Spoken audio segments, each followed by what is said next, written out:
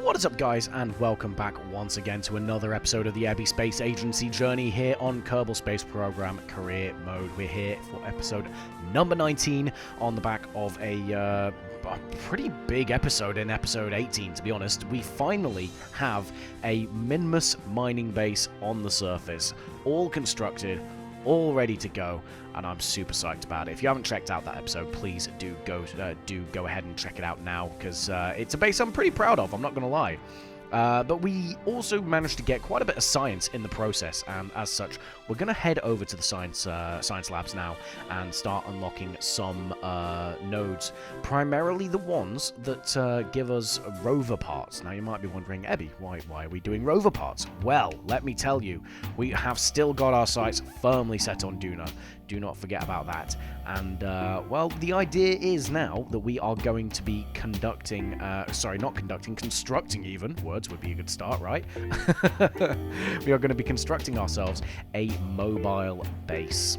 That's right, guys. We are going to be not just landing in a simple lander that's on the front of the Duna 1 ship right now and hanging about for 5 minutes before heading home. No. We are going to be staying on the surface of Duna for a prolonged period of time.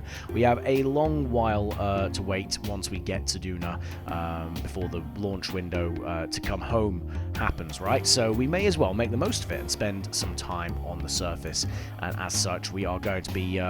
well, we don't want to stay in one place. You know, we might want to go see the sites. We might want to go to different biomes and figure out and sort of gather some science and some data about the planet.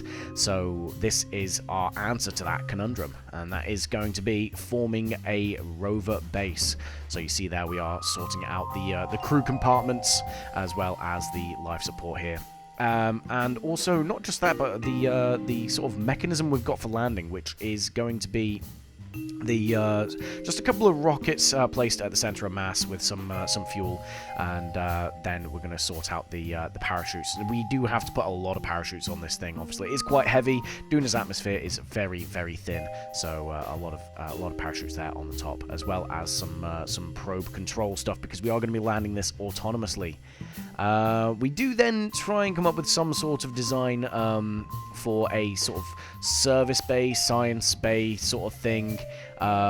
We kind of toy around with a few different design ideas, but what we are actually looking at doing is making this a bit of an articulated base, right? So you see there, we're moving the lab to the back. We're sticking an observatory on it. That's right. We're spending some money on this bad boy, and we finally put an airlock on the back. And we're going to attach it via a trailer hitch to the crew compartment. So we're going to be having a bit of a pivoting sort of joint between the two, rather than one long sort of bus-like creation, with the idea being that it should be a bit more flexible to move around the surface. And should be, in theory, a little bit harder to roll over, okay? That is in theory, we won't know, but you see we're putting all the bells and whistles on this thing.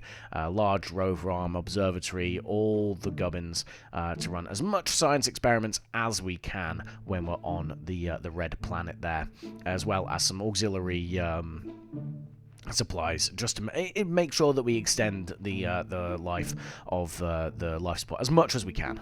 And so you see, we're just getting the final touches on to the rear half of the base. We get the parachutes and all that good stuff on there as well, and we have this like weird service bay. We kind of toy around a little bit with what to put in it, but we decide we're going to put some ore scanning equipment, similar to the scout mission that we sent to Minmus a couple of episodes ago. We stick that in there, as well as a nice service bay with all the experiments and a bit more life support in there. And that is the service compartment complete, guys. And we're going to go ahead and sort of join these two together so you guys can see roughly what it's meant to look like, okay? And I'm excited to see how this fares. I won't lie. So that is roughly what we're going to have. But we do decide in the end to actually try and test this out and see how flexible this middle joint is. So you see, we hook ourselves up on the runway, and we kind of get this weird vibration through the suspension. I think Jeb decided to play the Venga Boys or something similar in there, maybe Caramel Dance or some weird vibey song, and they're just dancing away. The rover's loving it. It's loving life. It's dancing away, and well, I think Bill's getting a little bit nauseous there in the corner. You can see, but obviously Jeb is absolutely loving life. We do then obviously try and get hold of this, and we deploy the landing legs to arrest that vibration and that bounce before we start playing around with the spring and the damper strength to try and stop that bounce from happening. I don't know what was causing it, I'll be honest, but it was an absolute vibe at the time. It was great fun to watch. But yeah, we place the rover back down, and you see there we don't really get the bouncing anymore. So we seem to have fixed that issue, and then we start trying to move around. At first, the joint was very rigid, so it kind of just acted like one long log of equipment. But eventually, you see there, we do manage to get it to start flexing. I will say it looks a lot better when it's on Duna. We managed to really free up the joint. But yeah, we tested it out, and it does in fact work very, very nicely. But off we go back then to the VAB. It is still the mission around Mimas is still not complete, guys. We have part of the refinery built at the moment, but more importantly, we need a place to store the ore and the fuel that we refine. Yeah, we have the solar panels, we have the ISRU, but we need the storage, and so this is going to be the first of 2 launches to get that done. So you see there, we just build the ore arm and the monoprop tanks into a single launch, which we're going to head over to see now. So can I limit the thrust? No, I can't, but I can. You know how you have no sea level. Yeah.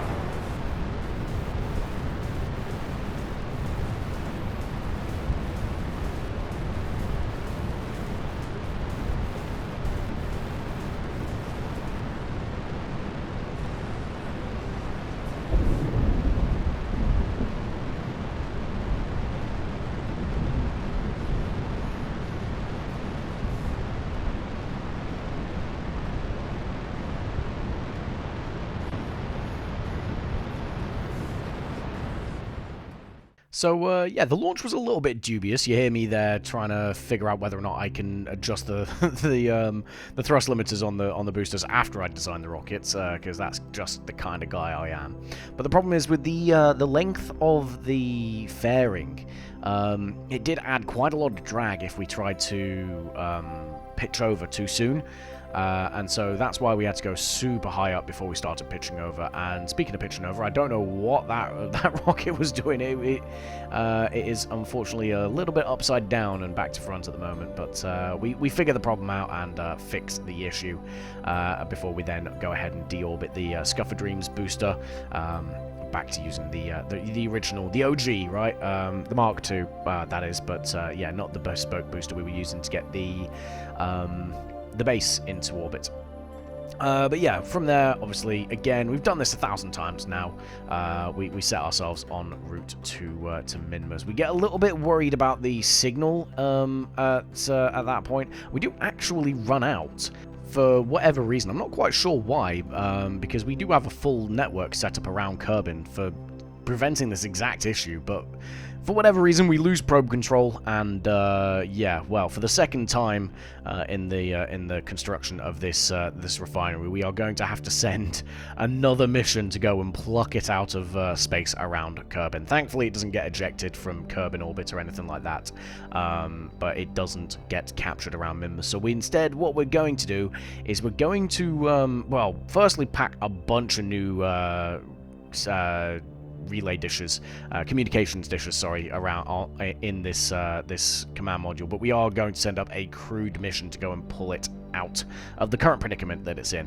You see there we've got a docking port on well, we've got a couple of docking ports out to the sides for the remainder of the fuel tanks, and yeah, it kind of looks a little bit like a Y-wing when it's in space. I'm not gonna lie, you guys are going to see that in a minute. But yeah, we finish the design and we go ahead out to the launch pad for the launch.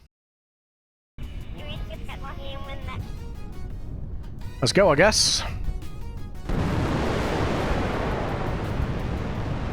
Oh, this absolutely feels like it goes better.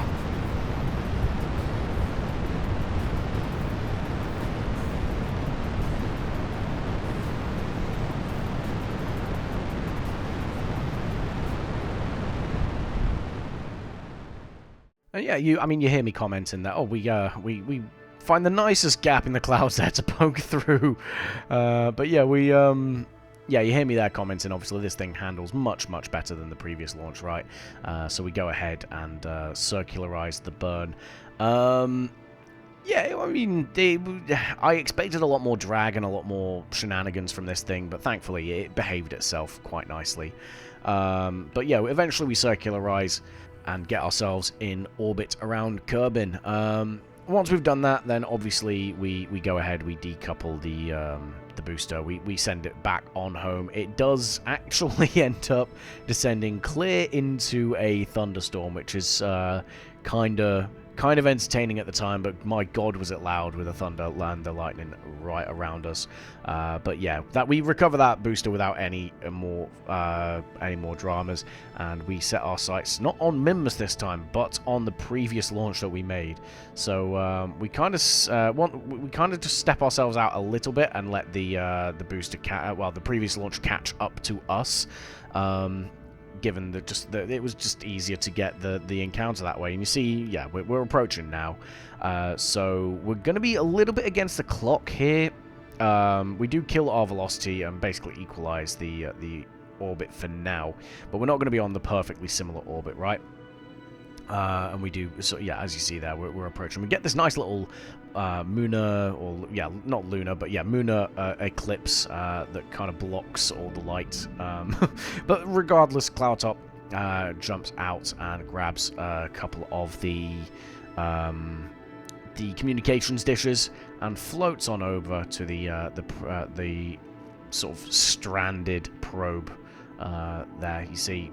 Just nothing really crazy about it, and we find the cause. Ebby, the chief, Ebby Kerman, the chief of the Ebby Space Agency, in his ultimate wisdom, decided he thought the rocket looked better without the communitrons on the side, and as such, refused to put them on the designs, and yeah. Because of that, we ended up losing communication. So I thought I had put them on during the design process. Turns out I hadn't. But we get them placed on, and we get control of the probe again. And we get ourselves en route to Minmus once more. The only sort of thing about this now is that we've complicated matters a little bit, because we've got two maneuvers to plan almost simultaneously around Minmus, and you see there we're just constantly hopping from one vessel to the other to try and get this all set up.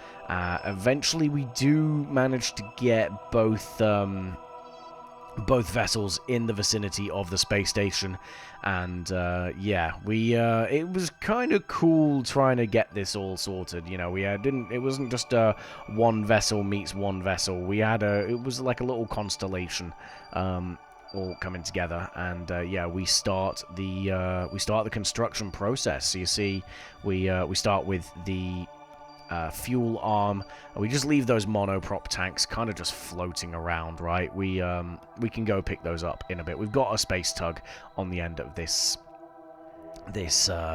fuel arm, and yeah, we dock it to the station without too much issue. There we go. Yeah, there we go. All right, it's now docked to the station, and yeah, we send the probe back off to go and collect the fuel tanks. And yeah, all the while that crude vessel is sort of in the vicinity, ready to go and collect anything that it needs to, should anything go wrong. But right now, the entire process is being automated by Mission Control. And yeah, we kind of pull this off nice and simply, nice and easily. Nothing really went too wrong. We've noticed that the station does tend to wobble when stuff is docking, just because of the forces involved. But yeah, it's not too bad. And then we figured, you know what? Rather than using the crude ship, we may as well continue using this space tug, right?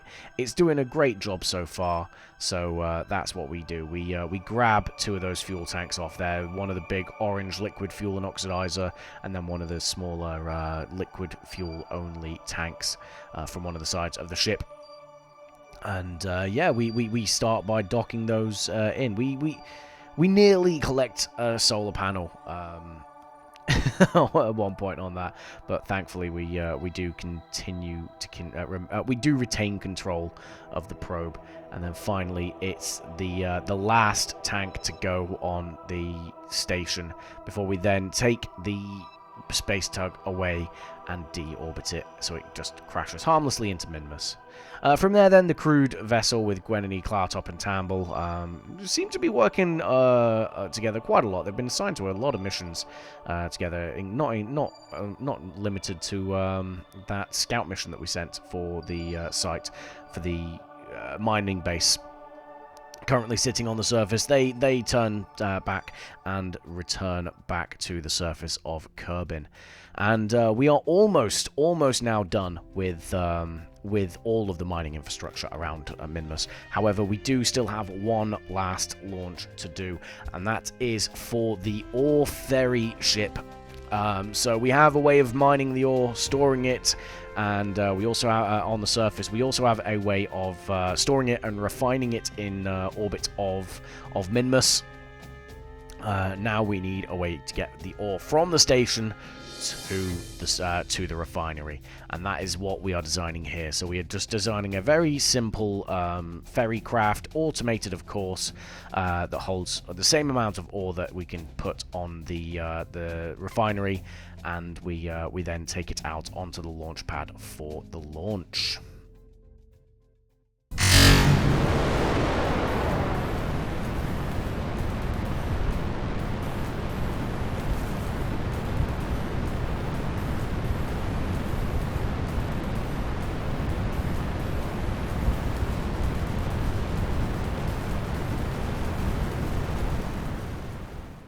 And yeah, I mean, again, it seems quite easy to fly this thing. We were able to start our gravity turn quite early on, although it was a very reduced gravity turn, and we still end up going very, very high up.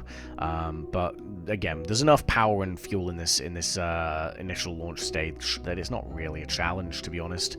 Yeah, we get ourselves into orbit nice and easy, and then we do attempt to land the booster. We seem to have mixed results with this thing. It does end up trying to land on the side of a very steep hill, and as such falls over, but not a lot of it ends up getting broken, thankfully. So we do recover most of the cost from that booster, but it will need some refurbishment. From here, then, we end up landing the ferry craft right next to the to the base. Again, thankfully, because of the low gravity on Minmus, rendezvousing not only in space but on the surface is actually somewhat easy, to be fair. It doesn't take much to redirect your landing, and we go ahead and drive this thing on over to the station and dock it to the end. And you see, we have fixed the jankiness from the last launch, from when we put the station on the ground. So that's what it looks like right now, guys. And again, I'm so happy with the way that thing looks. I'm really proud of it. I'm not I won't lie. A lot of work went into it, and to see it fully sort of constructed and operational is great. Really is a good payoff for all that work. But that is the episode, guys. Yeah, we should hopefully now be able to start using that station to start mining for fuel. Yeah, we will be in a position to send some crew up there fairly soon. But for now, guys, thank you all for watching, and I will see you in the next one. Goodbye.